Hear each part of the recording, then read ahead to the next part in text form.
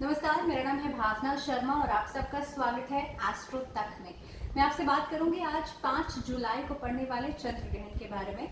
और ये चंद्र ग्रहण जो पड़ रहा है ये आषाढ़ मास की पूर्णिमा तिथि यानी कि गुरु पूर्णिमा पर पड़ रहा है और साथ ही में ये ट्रिनम्बरल लूनर इक्लिप्स रहेगा यानी कि उपछाया चंद्र ग्रहण रहेगा। लेकिन हम बात करेंगे आज इफेक्ट्स की, क्योंकि इससे पहले की वीडियोस में मैं आपसे बात कर चुकी हूँ कि उस ग्रहण का जो सूतक है वो यहाँ नहीं लगेगा, भारत में दिखाई नहीं देगा। लेकिन हम अब बात करेंगे आफ्टर इफेक्ट्स की।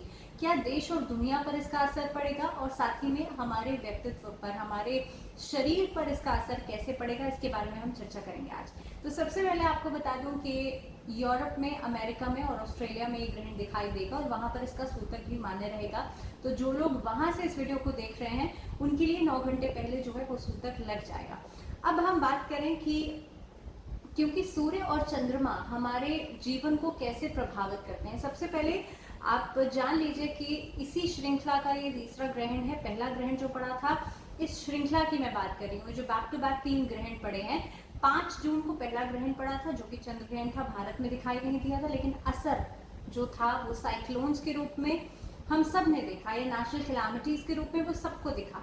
अब दूसरा ग्रहण जो पड़ा था इस श्रृंखला का वो दूसरा था, सूर्य ग्रहण, जो 21 जून को पड़ा था, वो भारत में दिखाई दिया था। और 21 जून को जो ग्रहण पड़ा था उसमें 6 ग्रह एक साथ वक्रत्व की स्थिति में थे, यानी कि रेट्रोग्रेड थे। इसके अलावा मंगल की राशि, मंगल के नक्षत्र में पड़ा था और मिथुन राशि में पड़ा था। तो आपने देखा होगा कि तभी से ही जो बॉर्डर पर टेंशन है, तभी से ही जो उच्च स्तर पर बातचीत है दो देशों के बीच में वो की जा रही है। इसके अलावा आने वाले समय में भी इस तरह की स्थितियां जो है, छोटी मोटी स्ट्राइक्स जो है, सर्जिकल स्ट्राइक्स जो है, पब्लिक के बीच में अवसाद का बढ़ जाना, इस तरह की स्थितियां आपको देखने के लिए जरूर मिलेंगी। बिकॉज ये वाला जो ग्रहण था, जो सोलर इक्लिप्स था, उस समय पर भी कहीं ना कहीं पे स्थिति बहुत ज़्यादा अच्छी नहीं थी। कई सारे ग्रह उस समय पर रेट्रोग्रेड थे। इवन पेंडेमिक के केसेस जो थे, कोरोना के केसेस जो थे, वो उसके बाद बढ़े थे। अब हम बात कर लें कि 5 जुलाई को जो ये ग्रहण पड़ेगा, तो आपको सबसे पहले बता देती हूँ, सैजिटेरियस यानी कि धनु राशि में ये ग्रहण पड़ेगा। हालांकि भारत में दिखाई नहीं देगा ये ग्रहण और इसीलिए इसका सूतक भी यहाँ पर मान्य नहीं होगा। लेकिन हम इफेक्ट्स की बात करें तो चंद्र ग्रहण का असर 15 दिन तक रहता है। अब क्योंकि ये जो चंद्रमा है वो ग्रसित हो रहा है, तो इसीलिए आपको कोरोना के केसेस में इजाफा दिखेगा लगभग 20 जुलाई तक। उसके बाद चीजें सेटल डाउन होती हुई नजर आएंगी। लेकिन हम बात करें देश और दुनिया की, तो वहां पर भी लोगों के बीच में एक इंटेंसली आप देखेंगे कि अवसाद या मेंटली परेशानी, लोग डिप्रेशन में जा सकते हैं। इस तरह की स्थितियां आपको देखने के लिए जरूर मिलेंगी। और ग्रहण का असर जो होता है वो मासेस पर होता है। ग्रहण का असर हमेशा कलेक्टिवली हम देखते हैं, पर्टिकुलर किसी इंडिविजुअल के ऊपर, किसी ऐसा नहीं है कि आपके जीवन में कुछ एक पूरी लाइफ आपकी उससे इफेक्ट होगी।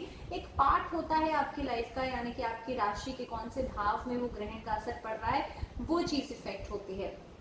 अब हम बात कर लें कि सूर्य और चंद्रमा आपके जीवन को प्रभावित कैसे करते हैं। तो सबसे पहली चीज कि सूर्य, क्योंकि एस्ट्रोलॉजी में हमारे आत्मा का कारक है और चंद्रमा जो है हमारे मन का कारक है।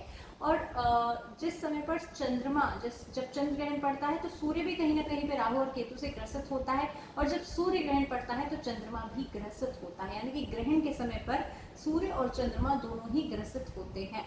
इसीलिए अब चंद्र ग्रहण, क्योंकि लूनर इक्लिप्स पड़ रहा है, तो आप देखेंगे कि मन में कई तरह की परेशानियां, किसी तरह की कंफ्यूजन्स, या खास तौर पे क्योंकि ये साल भी राहु का है 2020, तो अगर हम वैसे भी देखें तो इस समय पर चीज़ों को लेकर के डाउट्स का पैदा होना, डिप्रेशन का हो जाना, इस तरह की स्थितियां जो है आपको नज़र आ सकती हैं आने वाले 20 जुलाई तक के टाइम तक।